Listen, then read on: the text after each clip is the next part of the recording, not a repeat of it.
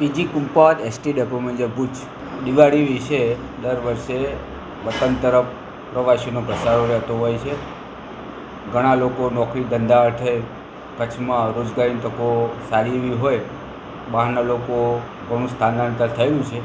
દિવાળીના સમયે આપણો મોટો તહેવાર હોય, એકી સાથે એડવાન્સ બુકિંગ ફૂલ થતું હોય, ઘણા પેસેન્જરોને વધારાની સગવડની જરૂર પડતી હોય છે. આવા ટાઈમે અમે એક માનવીય જાહેર સેવા તરીકે એમને પોતાને એક આખી બસ બુકિંગ થતી હોય એટલે પેસેન્જર હોય તો એક્સ્ટ્રા બસનો ગ્રુપ બુકિંગ દ્વારા અમે અમને સગવડતા પૂરી પાડી સાબરકાંઠા, બનાસકાંઠા, પંચમહાલ, ગોધરા જેવા ગંતવ્ય સ્થળે સલામત રીતે પહોંચાડતા હોઈએ છીએ.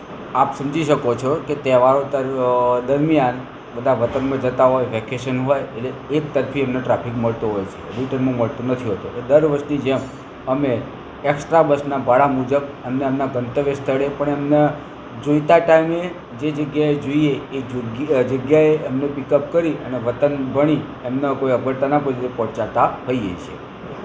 આપને જણાવું, ગત વર્ષે અમે 10 ટ્રીપોનું આવું એક્સ્ટ્રા આયોજન કર્યું હતું. અમારી એક્સપ્રેસ બસો તો ચાલુ જ હોય છે, અન્ય ડેપોની બી ચાલુ જ હોય છે, પણ એ તરફે અમને જગ્યા ન મળતા આવા રહી ગયેલ અથવા જેના ખાસા બધા પેસેન્જર છે કે જેમને પોતે ભેગા થઈને શેરિંગમાં જવું છે તો અમે ગ્રુપ બુકિંગ દ્વારા એક્સ્ટ્રા બસ અમે આપી અને સિટિંગ બસોની મુસાફરો મુજબ એમને એમના ગંતવ્ય સ્થળે પહોંચાડી અને અમે એમનો પરિવહન સેવા પૂરી પાડતા હોઈએ છીએ. એટલે અમારે ત્યાં એક્સ્ટ્રા બસના ભાડા મુજબ જ અમને લઈ જતા હોઈએ છીએ.